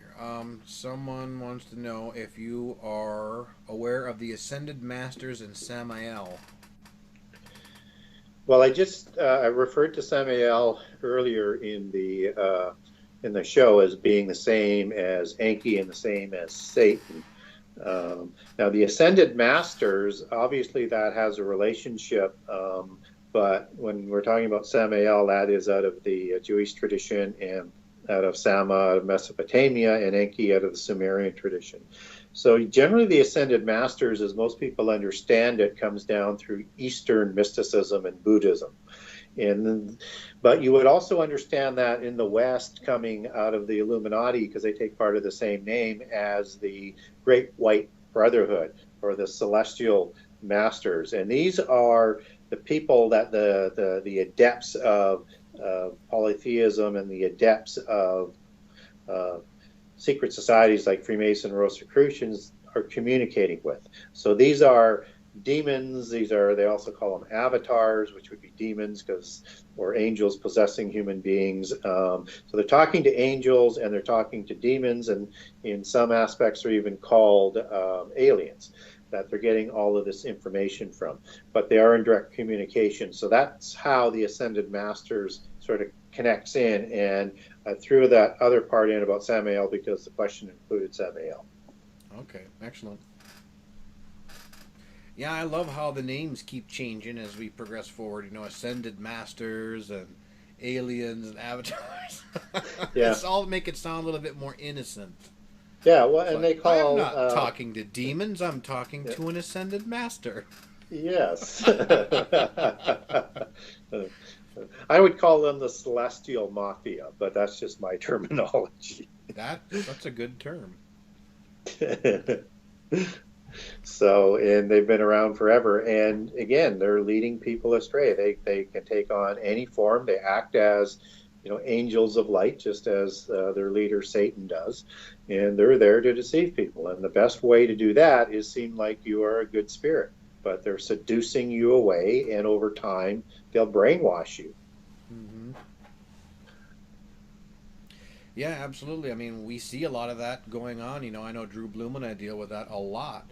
A lot of people say, they've seen Jesus, they've spoken to an angel, and that Jesus comes down and talks to them mano a mano, and it's like they're not discerning, they're not testing the spirits. Nope. That Jesus does not come down here and physically talk to us. They're most likely dealing with a fallen angel or a demonic entity.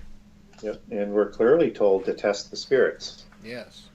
Right? So, and you have to do that. But I'm sure it's spectacular, and I'm sure you get filled with fear and with fuzzy wuzziness, and you just want to believe, right? Yeah, exactly. But you have to test the spirits because they're there to deceive us. Well, it's funny, too, because, most people right away when you say the word demon, the first thing that comes to mind is probably something that's red-colored with horns coming out of its head and sharp teeth, and that's not necessarily what they have to look like. No, definitely not. Because I know, most of the, I do a lot of different research with, photography, and that's some of the older photos where some entities have clearly been captured, and most of them just look like shadows. Yeah. And again, it goes back to, angels, unless they've lost their ability to take a form, the fallen ones in the physical world, I mean, they can take any form that they want, right? Mm-hmm. Seemingly any form that they choose. But the demons, to take a form other than a ghostly sort of figure, they need a body. Yep. So the demons aren't going to have the same sort of form as what the fallen angels are going to have that aren't in the abyss. Because, I don't know if you've ever seen, some of the videos that are out there that you can clearly see the eyes of these people changing into serpentine-like eyes. Yes. I've looked into a lot of that. I do believe there's something to it, and I do believe that what we're seeing is a possession. Because we do know the eyes are the windows to the soul. So I don't see any reason why that can be sloughed off as, it can't be real. No, you are seeing that person is clearly possessed. Yes. And they seem to be people who hold power. Right? Absolutely, exactly. Which, again, they're not going to, unless they are desperate for a body, I mean, they're going to take a hold of someone who can actually, live a good life and have power and can have influence. It just makes sense because that's where they came from. Because the most convincing one that I ever saw was a magician that was doing levitation, and you could watch his eyes during his levitation act of them flipping back and forth between his normal pupils and these serpentine slits. And I'm just like, you could watch it going through his eyes, and he kept making his eyes real big and then small, real big, like it was pulsing, and that would make his levitation go up and down. So you could see that demon was working through him, giving him that power to do that. And I've done a lot of research on the old magicians, and it's very clear all their posters showed devils and demons in it because that's where they were getting their talent from. Yeah, and magic goes back to magi, which goes back to the 7 sacred sciences and Merlins and wizards, right? It's the same sort of belief system that magicians are used today to again make you comfortable with these black arts. And to lead you away from God, and getting back to these black eyes, I find that idea that those are perhaps demon possessed to be an easier, and again I don't know which, this is, for me, all speculation whether or not they're demon possessed or not, because I don't know. It's easier to accept than this changeling quality that people say that the reptilians have in human forms, right? So, which is kind of the same ideology. So whether or not people will show, let's say, Senator McCain with those black eyes, which I've seen some video on that. Mm-hmm. I find it easier to believe that they are possessed, although, and McCain has unfortunately, and I like him as a senator, but, McCain stands for son of Cain, and it's kind of like, when you see that, you go, whoa. Yep, exactly.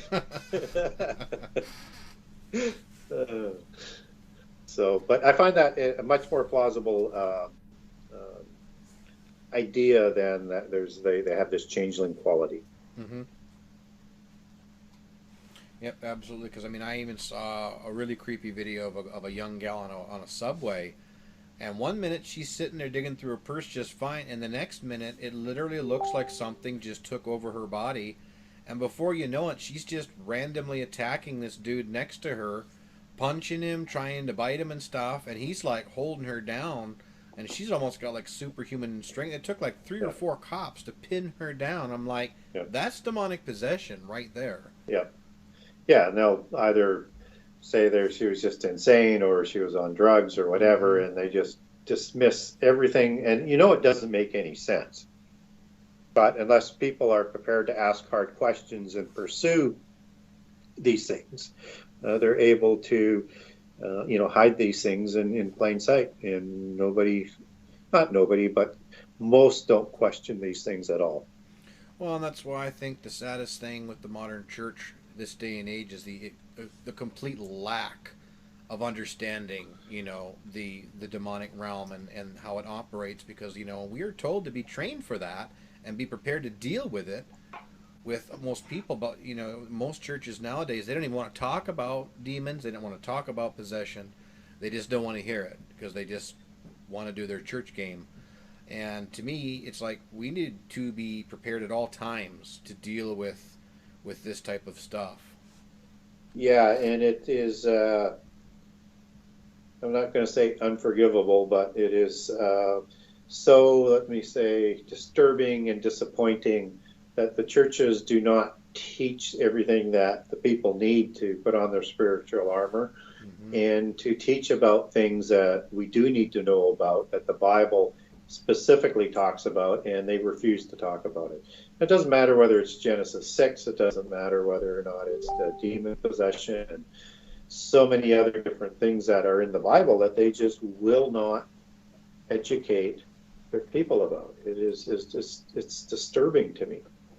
It is. It's very disturbing, and it's harmful. And that, again, is another reason why we're making this movie. We're going to show people the real power of how you deal with a demonic possession and a haunting, is that it's only through the power of Jesus Christ that you can get rid of it, that you can be healed and be saved. Because every Hollywood movie will give you the same formula. They will entice you with the occult, show you scary things, show you how to get into the occult, but then they'll never tell you the exit or the opt-out. Yes. They will either throw in the Vatican, or they will throw in a Wiccan or some type of New Age person in there. The funniest horror movie I ever watched was called In Darkness, about these Nephilim spirits that were possessing this autistic boy in their home. Kevin Bacon had this Native American Wiccan woman, whatever, come in the house, and as she's unrolling her weapon bag of different objects, there was a crucifix in there, and he says, well, shouldn't we use that one? And the healer says, oh no, these demons are much older than that god. I'm like, yeah, okay, whatever. You wish. Yeah, exactly. Again, you're right, they'll never show you the way out. No. They only want to show you the way in.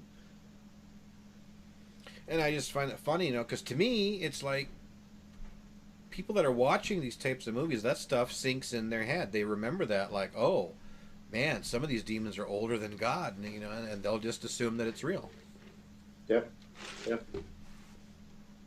And again, that will all be part of the deception in the end time. Yeah. And they're going to deceive Christians too, because they're going to deceive the elect if that were possible. And so these arguments are going to be very powerful, and the demonstrations are going to be very powerful. And at the same time, they'll destroy the credibility of the New Testament, and they'll change it to an allegory as opposed to a literal translation. They'll deny Jesus as the Redeemer and the Christ, because that's what the spirit of the Antichrist does. They'll demote him to mere prophet, because he'll slide in with this universal religion, and you can still have this sort of veneer of Christianity. And they are going to completely destroy Christianity and replace it with this cosmology that seems good underneath. But again, if you understand the mystery religions, you have what's taught underneath, which are lies, and only the people at the top have the real secrets. And the people at the top are always the rich, the wealthy, the powerful. Yep. Yep, absolutely. And I am working on a video with that as well, kind of going through the whole scripture, outlining the whole progression, especially with the Antichrist. There's so many different teachings about the Antichrist out there, and they all pretty much miss the biblical mark. They don't seem to grasp that this entity is not going to just be a regular old dude. I mean, it's going to be a supernaturally fueled being that's going to have powers. Yes. People are going to really believe that this is God. Yep, this is going to be the true Messiah, or the true Christ, as he's going to replace Jesus for a short time. And we also understand in Revelation that he's, probably going to be possessed by one that comes up out of the abyss. Yep, absolutely. Because I mean, just through the studies I do, just looking at these deities that were, being worshipped as gods in the days of Noah, I truly believe they had supernatural powers as well. Oh, absolutely, they would have. Yeah. Because, two ways. One, either through, their natural gifts as being Nephilim demigods, or through the help of the fallen angels, and to give them additional power. And again, we're told in the end time is that Satan's going to let all, and his counterparts are going to let loose all of their bag of tricks to deceive us in the end time. We are going to see things that are unbelievable. Well, that's directly in the scripture. It says, that Jesus' coming will be after the working of Satan with all powers and signs and lying wonders. So that relates to just what you said. The whole bag is going to open. Yes. They're going to use everything they have, and we can't imagine what that's going to be, and we can't imagine the pressure that will be applied to people, and people sitting on the fence. And of course, the ones who aren't sitting on the fence, well, they're going to have to be slaughtered, because they're obviously taking a stand against all of this. And if you're prepared to stand up against that, then they only have one solution: kill you. Exactly. Yeah, I firmly see that happening. People like us will not be very well liked during an era like that. We will be enemies of the state for sure. We will definitely be enemies of the state, and nowhere to hide, because they'll have technology to find us. So. Yep, exactly. And what I do pity, though, is what happens to those who do take mark and swear their allegiance in rebellion and swear an oath to the Antichrist.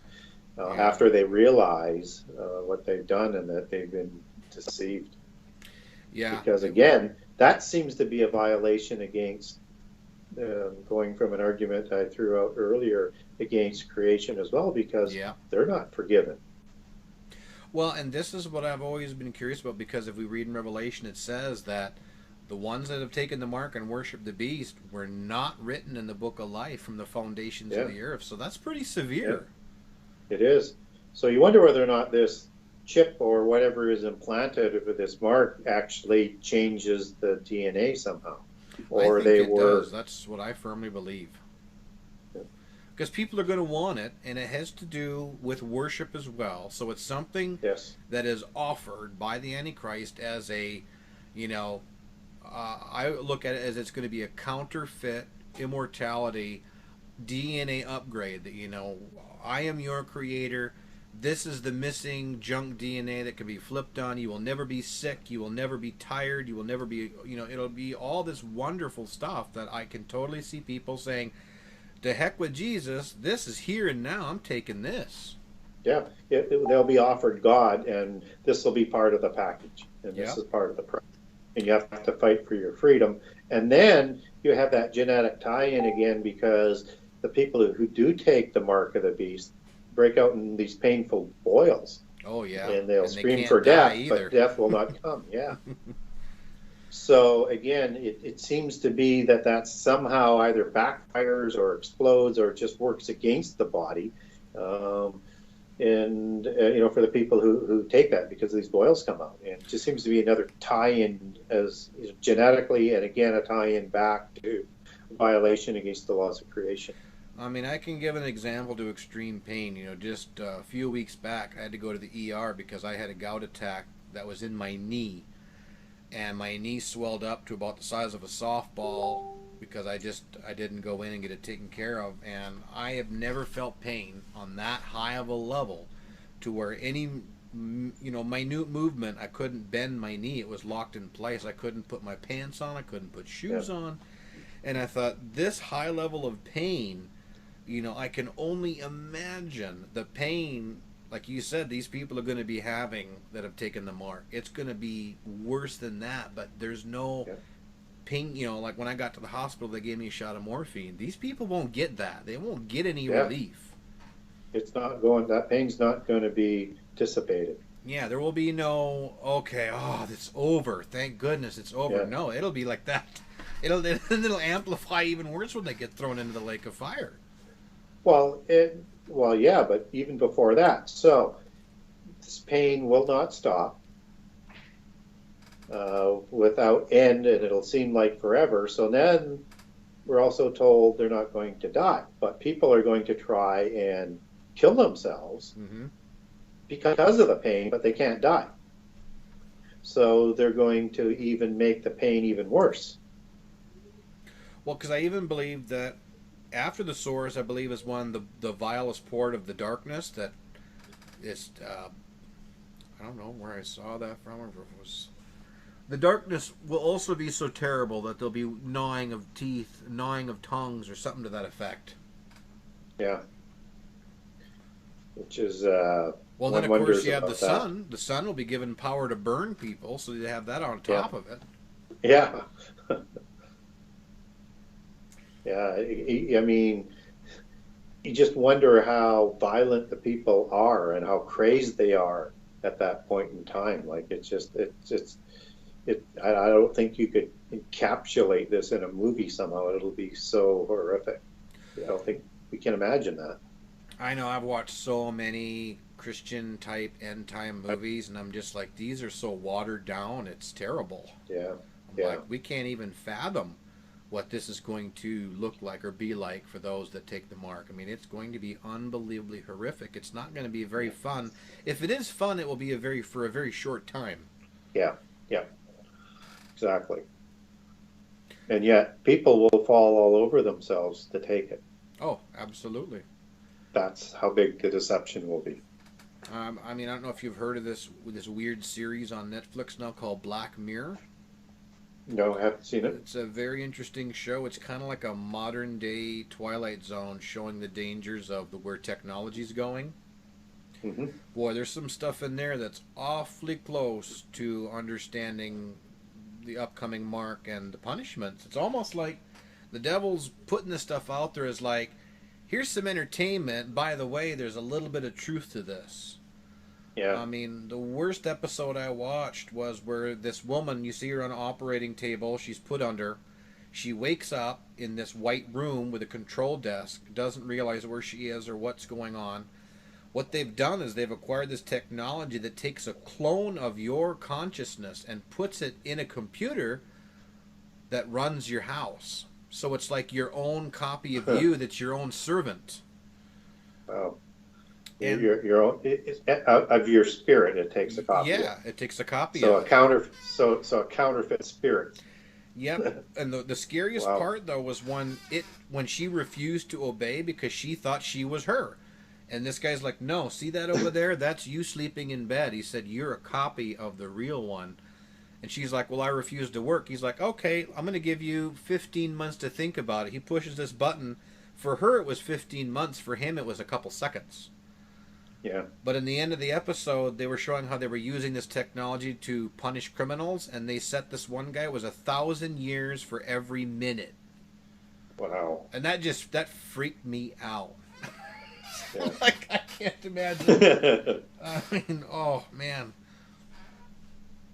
Yeah, there's no doubt that they tell us what they're going to do, what things are going to be like in plain sight, and they know most people will not understand what they're talking about or have it sink in. It's unbelievable, and yet we see more and more and more and more of it, which again, and more commonplace and more often, which is why I think again we're closing in on that end time, because all of these things are happening more quickly and more strongly, as in birth pangs, right? Yeah, because like I firmly believe, we have the internet now. I firmly believe they had a similar type of internet in the days of Noah. I believe they had a worldwide connection through the obelisks, because this one scientist, I forget his name, he said, "I'm going to stop you all right now and tell you something about an obelisk." He said, "It's not a penis." He said, "It has nothing to do with that." He said, "That's a more modern interpretation of what it is." He said, "The original obelisk had everything to do with emitting frequencies like an antenna." Yeah, like, similar to what Tesla had built. Yes, exactly. Yes. So now we don't have obelisks, we have radio towers. Yeah. And the phallus is just misdirection and misinformation, right? To keep people satisfied with some sort of superficial answer that doesn't make any sense whatsoever. Yeah, absolutely. Because I see that a lot now. I see people like, "Oh yeah, that's just a symbol of the phallus." I'm like, no, that's not originally what it was. I mean, they don't realize there was a worldwide grid system. The ley lines, that's all realistic stuff. That was all known and utilized by, the fallen angels and all. They knew of that stuff. They knew of the secrets of Earth. They knew of the secrets of heaven. That's why none of that can be replicated to this day. Exactly, until the end time. Yep. And this history is known and kept by polytheist forces. And that's why it always, you see it, that's always out there, but it's like a mythology or it's like a fringe theory or whatever. But for them, it's their history. And again, they're just getting people ready to come out and say, we are going to have the new golden age as it was in old, and you're going to become gods. And everybody's going to accept it because they've all been prepared for it subliminally with all this stuff that's out there all the time. Yeah, I mean, with all the research I've been doing over the last year and a half on the pineal gland, I see it everywhere now, hidden in movies, hidden in TV shows, but most people watching it, they don't know that. They don't realize that they're being subliminally programmed to accept this stuff little by little, that you can be a god, you can ascend, and you can, it's all there. It's all there. Yeah. I mean, they're already preparing us physically. It's the spiritual aspect that they're going to have the biggest issue with. But, just the ability that they're seducing us with, well, you can, be able to grow new hearts and any organ and everything else so that, your body will continue to live, right? Yep. So they're seducing us with that. But the end game, as you and I mentioned earlier, is not to have us live as gods forever. They want their own kind to take over the earth, just as the Georgia Guidestones would take the population down to 500 million, and it's believed to be Rosicrucian stones and doctrine that were placed there, and for the demons to have bodies to be the demigods and the rulers of the earth again.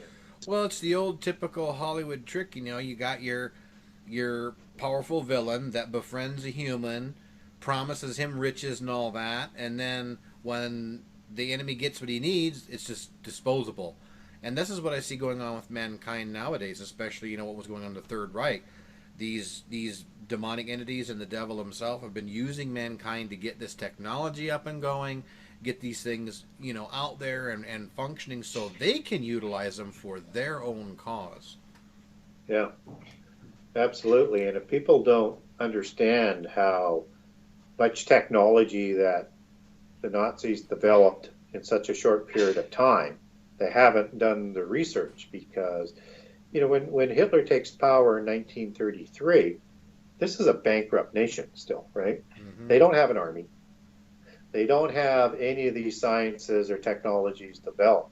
But by the end of 1939, or before 1935, they have things like these tanks, the Panzer tanks, which are still utilized in design today, where, they're the low profile, the thick armor, the powerful guns. And then all of a sudden they've got these other things coming on down the road that they had no business developing, like rockets, jet engines. Rockets and jet engines, and the stealth one-winged airplane, and this bell-shaped thing that people think was a weapon or interdimensional travel, and so many other things. In fact, this technology was so powerful that Operation Paperclip scoops up 1,200 to 1,500 scientists and people working with it to take back to the United States, that the whole sort of military, from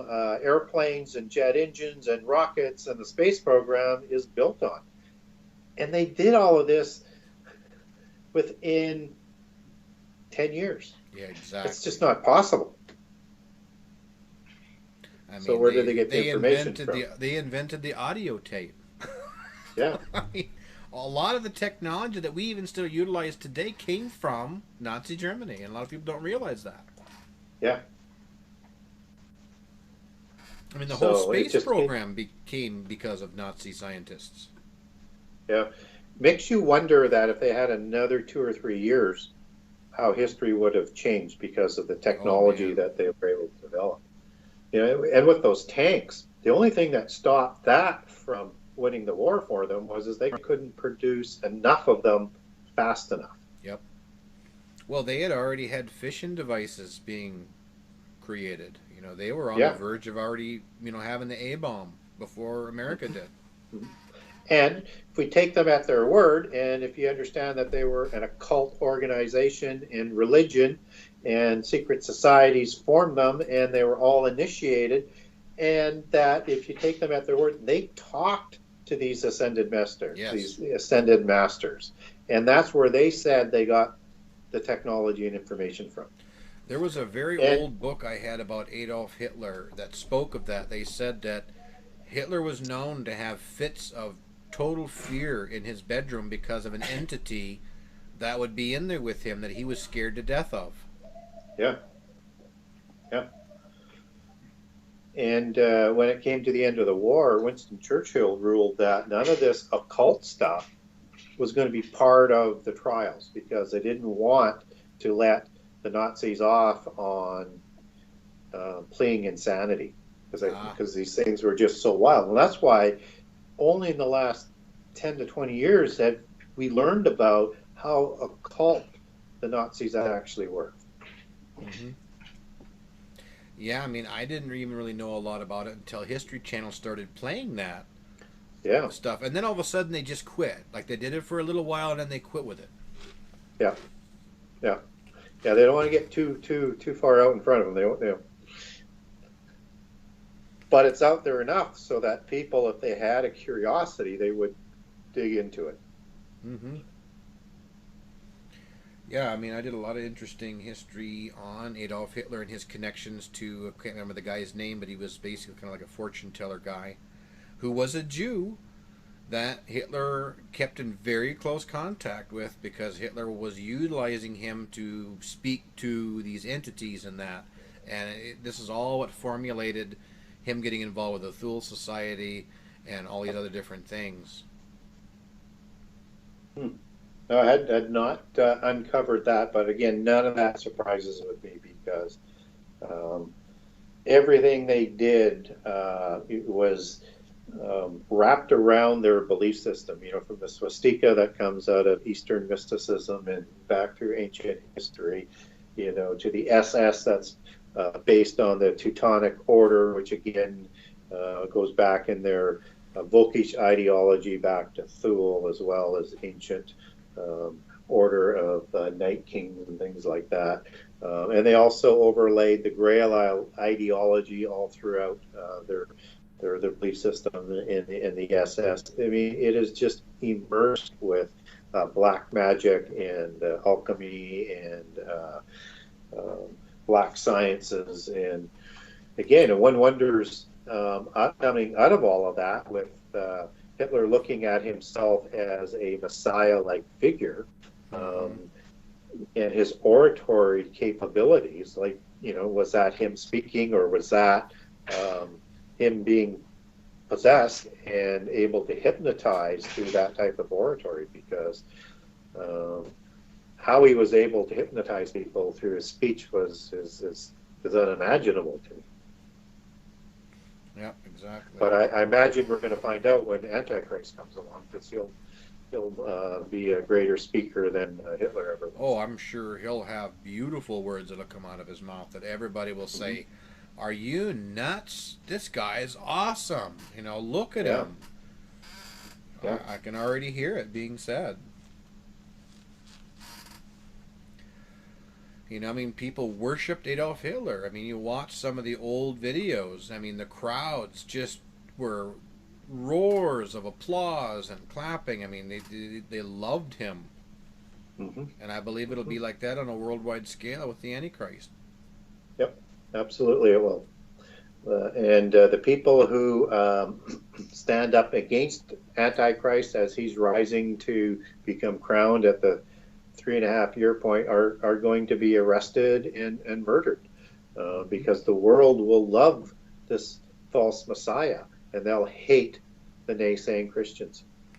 Yeah, because we already see that starting to rear its ugly head now with, if a Christian stands up for his moral values, let's say, I don't want to make a cake for a gay wedding, they get slapped with a $100,000 fine. We're already seeing that progression of Yes. the utter hatred for Christians because we're evil, we're hateful people, we're against Yep. progression, we're against, letting men be in a woman's bathroom.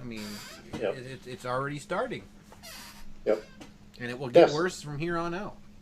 And we were told that the world would hate us. We just Yes. haven't seen to what degree. Mm-hmm. But we will find out. And, I think all of the constitutions in the world that have been written in the last couple hundred years, and starting with the base model out of America, it was written in a way that they could persecute Christians when the time came. Mm-hmm. The freedom of religion was more written in there, in my understanding, to protect the Gnostic religion of the secret societies. Oh, absolutely. And then to turn our belief system into a hate religion as they persecute us. Well, we see that now, like the case in Colorado where they had to remove the park bench that had Jesus on it, but yet the Satanic Church is allowed to have billboards all over town. Yeah. Because they get freedom of speech, freedom of religion, but the Christians, we're slowly being shut down. Yep. And that's going to continue, and again, become stronger and stronger as we go. Yep, it will. And I believe that's why Jesus said, when these things begin to happen, look up, for your redemption is at hand. There's a reason Yes. he said that, because these things are going to be big, huge, powerful events. Yes. Not just these little, like a lot of people ask me, like, look what's happening at Syria. I'm like, Syria's a drop in the bucket to what's coming. Yeah. Yeah, that's nothing. It's it's interesting, and it's tragic, but it is not. It's not even in the same sort of universe as to what's coming, and this is just that creating of instability, setting up the end game to bring in the end time, and it's taking a lot longer than these groups would want. because they've been ready to go for a long time. But the restrainer obviously is still here, and Yep. it will not happen until the restrainer is removed. But I just have to think that we're just getting closer and closer and closer. And unfortunately, we're going to find out how bad it can get, because I think we're going to see it. And no matter when the rapture happens, and I'm just thinking also in terms of what happens in Revelation as we understand it, that if rapture doesn't happen, as a pre-trib rap, as most people are relying on, is you're going to have another whammy that's hitting Christianity, right? Mm-hmm. Yeah, and that's a whole nother episode I could go into there, is discussing the restrainer. Not many people talk too much about that. Yeah. That's a pretty big chunk of the understanding end times, because my research shows that it's Michael the Archangel as the restrainer. That's the conclusion that I've personally come to. And I believe that, it says when the great prince stands up and moves out of the way, watch out. Yes. Because that's when it's going to be bad. Yeah, and I agree with you that it's one of two. It's either Holy Spirit, as most people and I believed for many, many, many, many, many years, was the Holy Spirit, because that's what Jesus sent when he left, would be removed. But the closer you look at Michael and you understand Revelation 12 and some other passages, it could very well be Michael. Because he seems to be the one angel mentioned throughout Scripture that has direct dealings with Satan. Yes, and fights against the Prince of Persia, which is part of that empires that come down through history, right? And that was at the time of Daniel. So I think that's a very strong case as to who the restrainer is, and the restrainer is also able to handle Satan. Yep.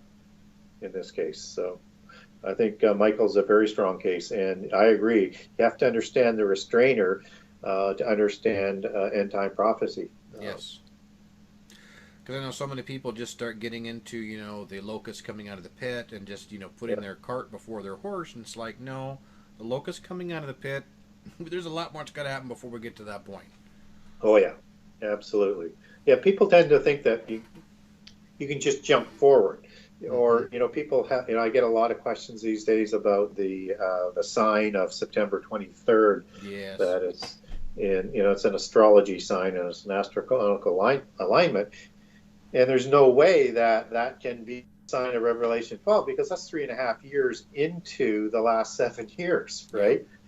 And we haven't had the stuff that was supposed to happen in the first 3.5 years, let alone the things that have to happen before that. So there's no way. What it will do is it's part of revving up this whole end time psychology, though. Well, my ideology as far as these rapture predictions that keep occurring, it's there to just continually wear down weak Christians. They get their hopes up and then they're dashed. Yep. They get their hopes up and then they're dashed. And eventually they're like, you know what? I'm done with this. Yes. And what type of tragic scenario will be once we have the universal religion, we have world government, we understand who negotiated this covenant of the world, who will be, we'll understand him as Antichrist on his rise to be crowned 3.5 years later. And Christians will be standing up and shouting at him and parading against them and belittling him and expecting to be raptured. Mm-hmm. And if it doesn't come then, if the pre-trib rapture isn't correct and it's mid-trib or a little bit later, I mean, it's going to be a shaming of the saints en masse and will shake so many of the faithful maybe out of their faith. Yeah, and that's why, I try to handle it with kid gloves when I do, speak to people that believe in pre-trib. I just try to tell them, well, that's fine, but just be prepared in case it doesn't. Get yourself spiritually ready if it doesn't occur, because, don't give up. If you get to that point and you're like, uh-oh, the Antichrist is here and why am I still here? Be prepared. Yeah.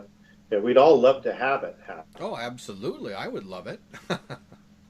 But if it doesn't, that's the real issue. Yep. And I think, and again, without getting into a timing of it, because we all agree it happens, and Yes. something like the rapture shouldn't be used in a way to divide Christians. And so we just, as you say, we need to be prepared for all outcomes. And I know people say, I can define it definitively this way. Okay, that's fine. But there's also a really good argument for other timing.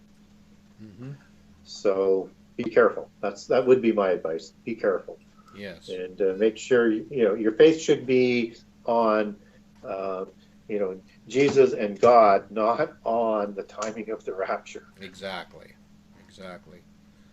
Because we know that, his promise is a guaranteed promise, and no matter what happens, he will never, ever forsake us. Yes. And none of us know when that day is going to come. No. But we know the signs, and we have the prophecies, so Yep. we can be in the zone. We just need to be careful. Well, we're going out after 2 hours, so the time went by really fast. It did. It was a great show. I thought it was a good show. And did we answer all of the questions coming out of the chat room? Yep, we did. We got all of them that were asked. Excellent. So we will have to do this again here sometime. We will. I want to thank you for inviting me back. It's very much appreciated, and hope to be back again. All right. Well, thanks for being with us tonight. Really appreciate it. Okay. Good night. All righty. Good night. And to everybody out there, thanks for tuning in to tonight's show, and we will talk at you all later. Good night, and God bless.